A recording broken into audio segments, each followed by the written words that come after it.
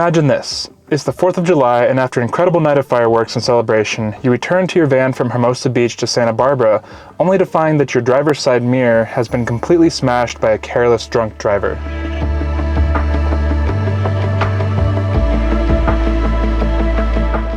You've got no time to wait, no spare cash to fix it properly, and a $400 repair is out of the question because you need that money to make it to Colorado. Sometimes in this lifestyle, you've got to get creative in order to keep moving forward.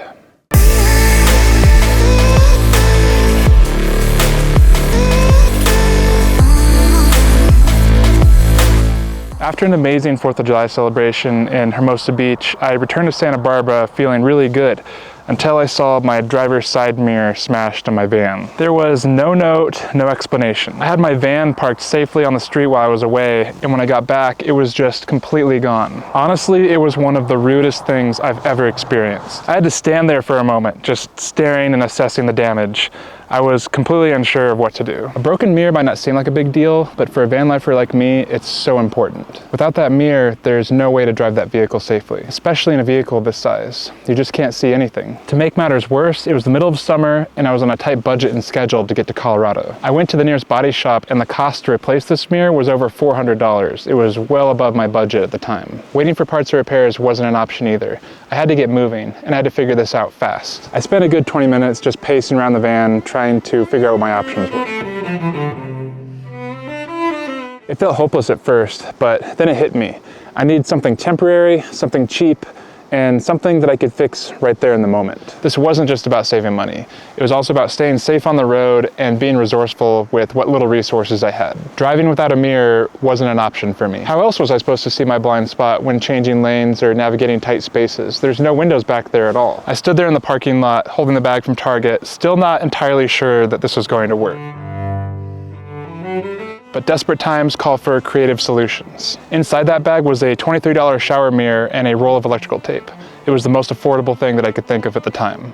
It didn't need to be perfect, I just needed functional. I got to work. I pulled out the shower mirror, lined it up where the old mirror had been, and started taping it into place. Taping it wasn't as straightforward as I thought it would be. I had to pre-cut strips of the tape with some box cutters to avoid any wrinkles and make sure that it was smooth. I had to make sure that it was secure enough to withstand highway speeds. Electrical tape might not seem like much, but when you layer it, it's actually surprisingly strong. At first, I felt a little ridiculous. I mean, who uses a shower mirror to fix a van? I'll admit, I laughed at myself while I was doing this. It felt like such a van life thing, improvising with whatever you can find just to keep moving. But when I actually stepped back and looked at the taped up mirror, I was pretty proud of it. It wasn't pretty, but it worked. The sun's out again, so I can finally take this off.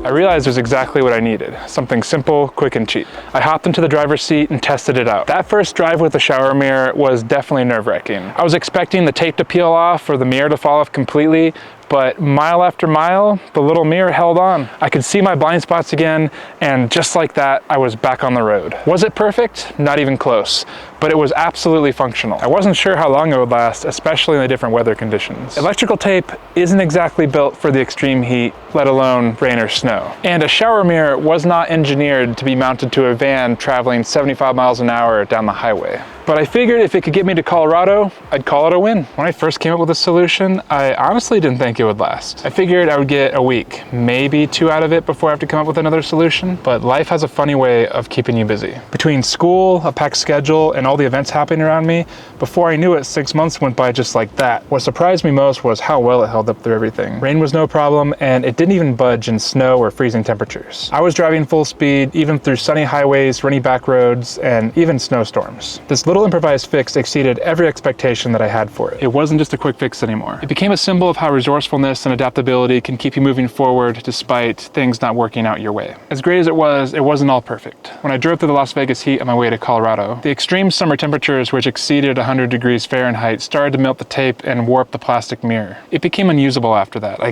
couldn't see anything. I had to stop at another Target, grab some more tape, and reinstall it on the side of the van. I was honestly surprised at how hot it was in Las Vegas. I have never seen heat like that before. But after that quick refix, the mirror held up incredibly well for the rest of the trip. I was impressed that this little $23 solution has stuck with me through every challenge for the last 6 months. This proves that sometimes the simplest fixes are often the most effective. As much as I appreciate how far that this quick fix has gotten me, I know that it's not a permanent solution. I've been saving up for months, and now I finally have enough money to cover this repair. After 6 months of me relying on this quick fix, I decided that it was time to get it fixed properly. It's been a great temporary solution, but let's be completely honest, 6 months is a long time to rely on a shower mirror to see where you're going. So I have an appointment to get it looked at in the shop today. But as life would have it, things didn't go exactly as planned. The shop told me that they don't have the part in stock today, so all they can do is take some measurements, order it, and I'll have to bring the van back in order to get it installed. That means I'm gonna have to wait a few more days before I can finally get my new mirror installed. Even though I'm gonna have to wait a little bit longer for the mirror to arrive, it's gonna be worth it to know that I'll have a permanent fix for this soon. No more worrying about tape peeling off in the heat or having to put more down to hold it. Looking back at this, I learned a lot. This little $23 shower mirror repair taught me way more than I expected. It reminded me that life doesn't have to be perfect in order to keep moving forward. Sometimes all it takes is a little creativity, a willingness to adapt, and the determination to make things work even when they're not in your favor. Van life throws a lot of challenges your way, but it teaches you to roll with the punches and get creative in ways that you'd never imagine. So while I'm looking forward to retiring this temporary fix, I will always remember it as a small and powerful reminder of how resourcefulness can get you through just about anything. Here's the thing, when you're living in a van, you have to think on your feet. It's not about always making the perfect fix sometimes. It's about making it work with what you have. This is what my whole van life journey has been about: adapting, learning, and finding creative solutions in order to keep moving forward. If you've ever had to make a weird repair like this, drop a comment below. I would love to hear your story. We've all got a tale or two about our van life challenges, and who knows, maybe by sharing, you might inspire or help somebody else. If you enjoyed this video, please consider subscribing to my channel. It really helps me out a lot. And you should check out this next video over here for how I stay warm and cozy in my van, even in freezing temperatures. I'll see you over there.